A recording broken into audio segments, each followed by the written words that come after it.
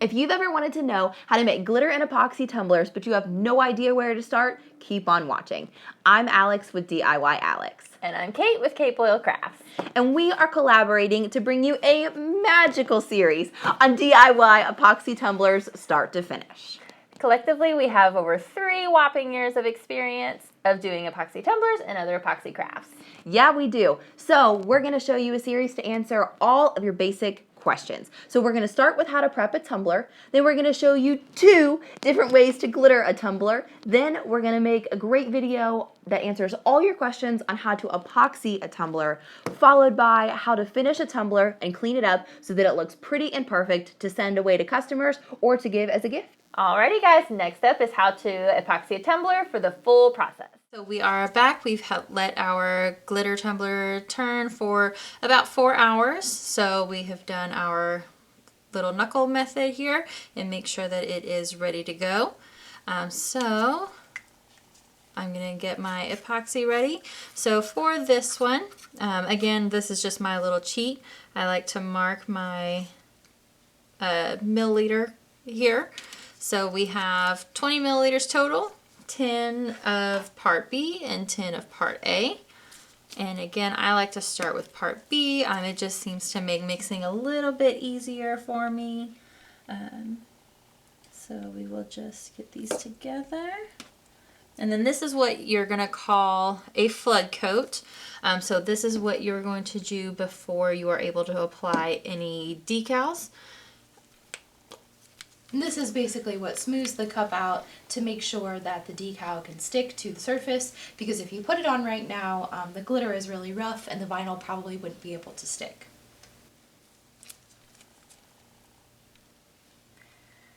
Do faster. Yeah, it can be kind of a long process sometimes to get part A out of there. It's kind of a pain.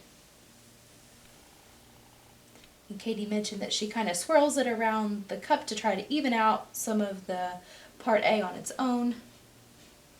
Just a little harder to squeeze.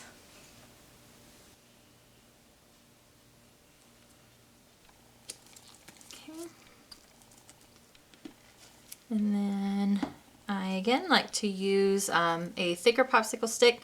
I find that this helps prevent any kind of air bubbles, and it just mixes a little bit quicker, a little bit easier for me. So I've just tried to stick with a thicker popsicle when possible.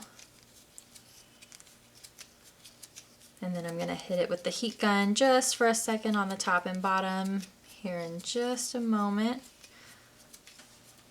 And so it started mixing, so it's looking pretty cloudy again, but we're just going to keep on spinning. You want to make sure you get your sides and make sure that you're not missing anything, because if you have too much of part A or part B, or if it's not mixed well enough, your tumbler will still be very tacky after the 8 hours, and then it'll be a lot more difficult to work with.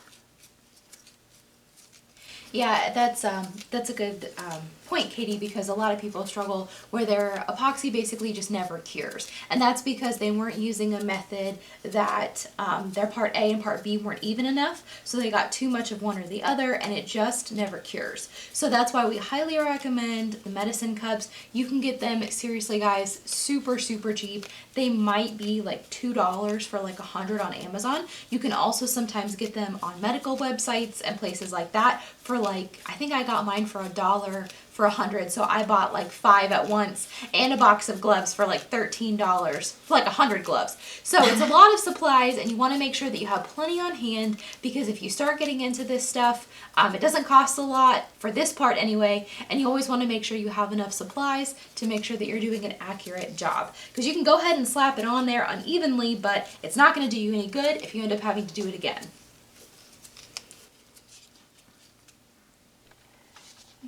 Okay, so again, I'm just going to hit it real quick at the top and bottom just to warm it up to help it mix. And hitting it like that will also help decrease your micro bubbles.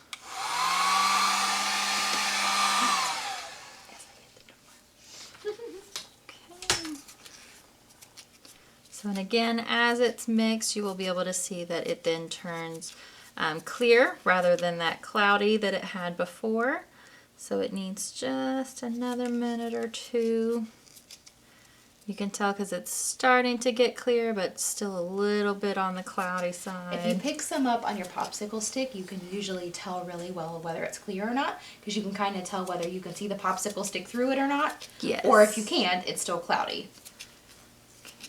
I think some of the questions I see most often are things like, how much epoxy do I make, and how do I know if it's mixed, and things like that. And honestly, guys, a lot of it is just trial and error. You can take our advice and you can give it a try, but you just kind of improvise as you go, and you'll figure out something that works for you. And worst comes to worst, you mess up a $7 cup and you try again. Exactly. No big deal. Don't worry, we have all messed them up at one point or the other. Yeah, I have plenty that are just unfixable. I just throw them away. All right, so we're gonna get our guy going here.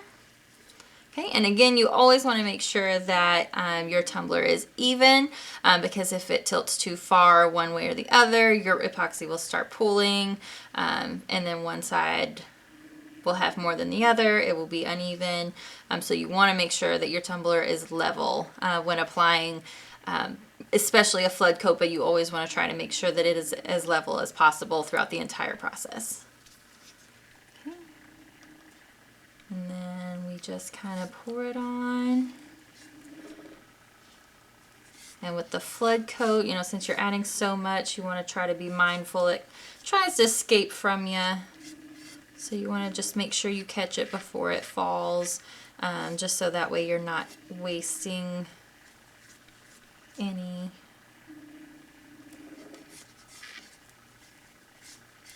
You just want to make sure you get really good coverage. Mm-hmm. Yeah, guys, this is definitely a messy craft. So I know a lot of you sometimes don't have a lot of space to work with. And in this case, I would say it is definitely important to find a space where you can get your turner, you can get it a little bit messy, and it's going to be out of the way of pets and children and anything that could mess it up or could potentially, pick up some of the drips or something like that. So even in my last house, even though I had a craft room, my cat was constantly in my craft room, and I was always worried about him getting curious about my turner and touching my cups. So I actually had our washer and dryer was actually in our kitchen just behind 2 doors. So I would actually epoxy on top of my dryer, well, it wasn't running, of course, and put everything down so that it didn't get messy. And then I was able to shut the doors the entire time while it was turning so that nothing and no one would get in the way of it or accidentally touch it and then ingest some or hurt themselves. So just be very mindful of the environment around you when you're letting it spin, because even as neat as Katie is being, there is still epoxy dripping down below and things like that.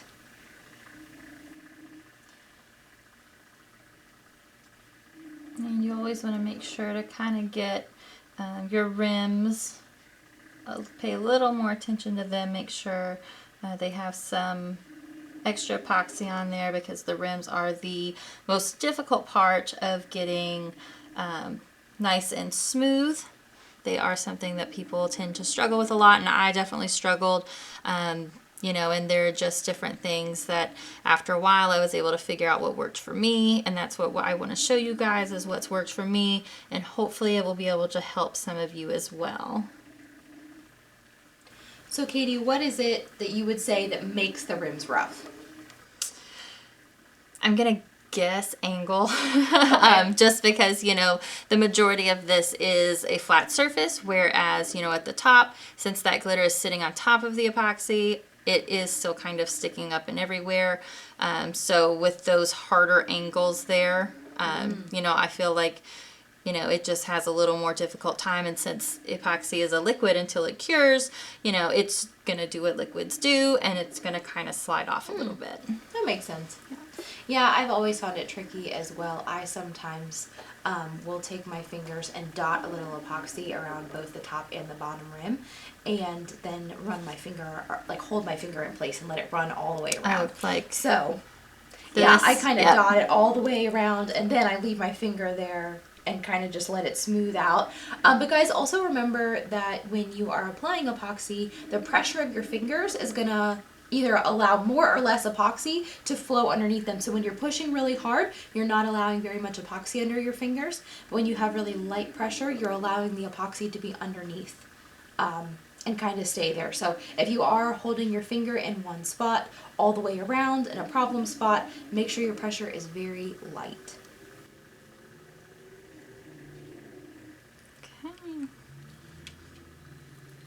All right, so it looks like it is, you know, all evenly coated. So we are going to allow it to spin for about 8 hours. And then once that has spun for about 8 hours, we will be back to show you how to sand and apply your decal and apply your top coat. Later. So we are back and we have our tumbler. It has been spinning and has cured for about 8 hours or so.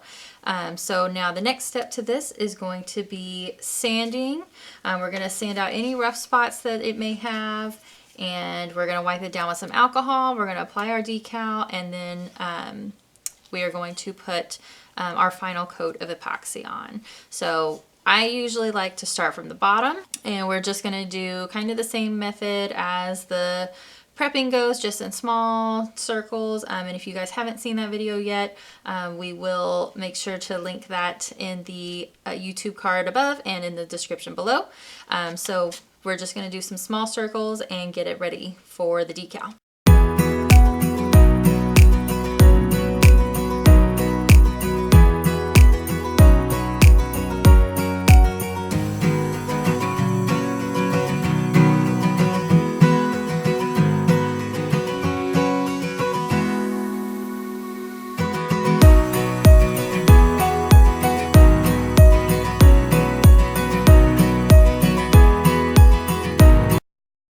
So we have sanded our entire tumbler, top and bottom, but what I'm going to go back and do is I'm going to pay extra attention to the rims down here and again up here, because these tend to be the most difficult part of getting smooth. So going back over it once again, paying extra mind to that will help with making sure that it's as smooth as it can be.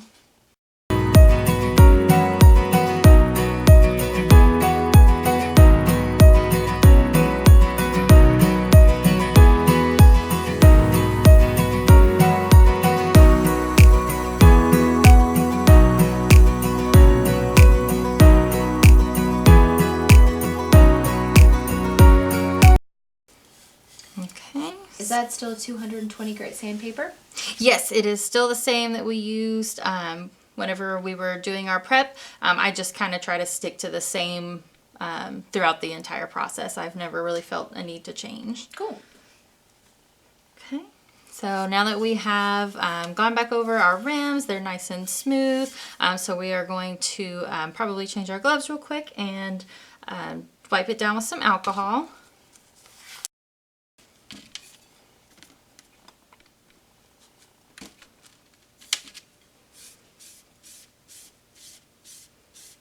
So when you wipe it down with alcohol, is the purpose just to get the dust off and to clean in the cracks, or?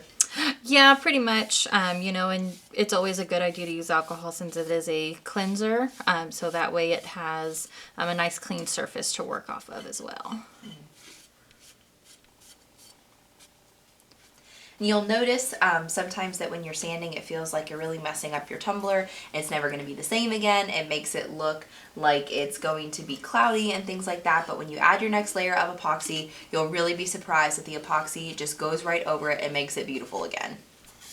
But Katie is also pulling off the any little pieces left over by the cotton pads. You'll notice that in this series we have used cotton pads over cotton balls, because even though they still leave some cotton residue behind, it's typically a lot less than what a cotton ball would be.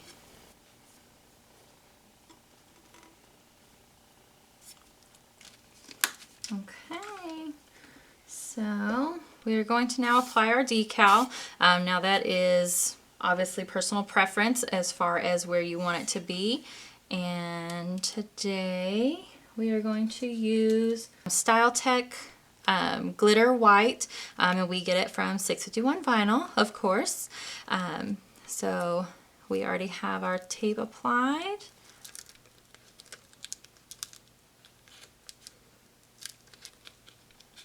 And I always like to take the backing off of my decal versus trying to pull the tape up because there will be some spots that may struggle to pull up, so that way I can just kind of push them back down and keep on going. Especially with glitter adhesive vinyl. It's even Yes. trickier than regular or Cal 651. Yeah, the surface is a little bit different, so it can be a little more of a pain. But, okay. So we're just going to now, I usually just kind of eyeball it, but there are many different tools that you can get. There's even transfer tape with grids if you feel like that helps you. But I just really like using plain Jane, clear transfer tape to help. So I think right about there. What do you think, Alec? Looks good. There. And like Katie said, I think it's pretty much personal preference as to where you place the tumbler and how you place, or excuse me, it's pretty much personal preference how you place the decal and how you apply it. If you have an ombre, it's a little bit more obvious as to where to put the decal, but I usually, like Katie, just kind of put it in that top half somewhere, but I try not to keep it too close to the rim.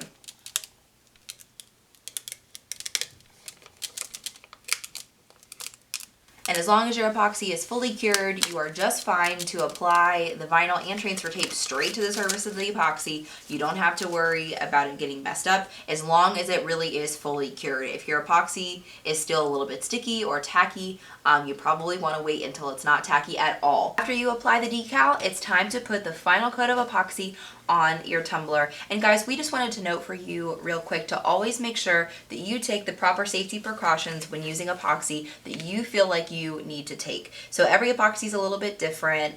You can find the material data safety sheets online that will tell you more information about what's in the epoxy and what precautions you need to take, but we encourage you to take whatever those may be. At the very basic level, you want to make sure that you're using gloves and you're not touching, your face or your eyes or your mouth. When it's on your hands, you want to make sure that you have baby wipes available to clean up any epoxy that spills. If you feel comfortable or feel like you need to wear a mask, we encourage you to do that. Use a well-ventilated area.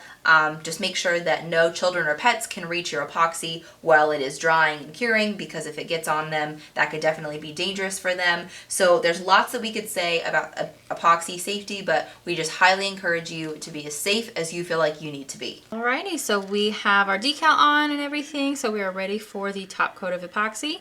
So we have 20 milliliters, so 10 milliliters of part A and 10 milliliters of part B, and we are ready to do our top coat.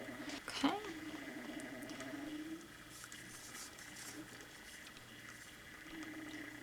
So that sanding all over the entire tumbler really helps that epoxy go over smoothly and have something to grip, because epoxy definitely needs something to hang on to. So I like the idea of sanding the entire tumbler like Katie said, instead of just spot sanding the areas that need it. And it probably helps the vinyl stick too, because it gives the vinyl something to stick to. Yes. Katie's applying the epoxy just like you've seen her do a few other times in this series. Just pouring it on, rubbing it in. And you always want to make sure you kind of pay attention to the top here, especially since this is your top coat. The rims are going to be extra important for this last part. What special attention do you pay to the rims to try to ensure that they're smooth? I just try to find like a focus point. So I'll start here at the end of the E, and I'll just kind of go up and kind of flick it over. So that way, it makes sure that it gets above there. And I just try to find a focal point because oftentimes I forget where I started. So You can push the epoxy up all day long. Oh. I've definitely done that before, and then you're like, wait a minute, have I gone around 3 times, 5 times? I don't know. Alright, and then again, same for the bottom. And we'll start here at the end of the E. We'll just kind of go over again. Okay, and your bottom. And you still want to kind of go around with your finger. And you will definitely be able to tell the areas that have been sanded if they haven't been covered. So that's another reason I like to do the sanding on the complete tumbler. So that way, not only are you using the feeling of it with your gloves on, you know, any dry areas, but you will also be able to see where those scratches may still be. Because they're still dull. Yes. That's a good idea.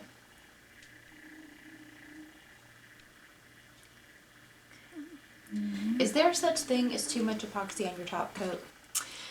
There is. So the more epoxy that you have when doing especially your top coat, one, it's going to make your tumbler heavier, and two, you run the risk of getting waves throughout it, because even though epoxy is self-leveling, it, you know, everything kind of has its own limit. So if you have too much, it's just going to kind of keep moving and it's going to create waves, and you're going to have to do more sanding, and you could run the risk of needing to completely strip the cup. Okay. Yeah. Makes sense. So it doesn't even look like we used all 20 milliliters, but it looks like it's covered really well. I see we're at the top here. It looks like it has covered well, and around my rim at the bottom, I don't see or feel any other dry spots on there. Good deal. So what's next? So the last thing that I like to do is I like to use my heat gun. I let it sit for about a minute or so to kind of start leveling out, but then I like to hit it with a heat gun briefly, so that way we are able to get any micro bubbles that may be in there. But you don't want to hold it on too quickly, you just want to do a real quick little rundown. Alright, so just hitting it briefly.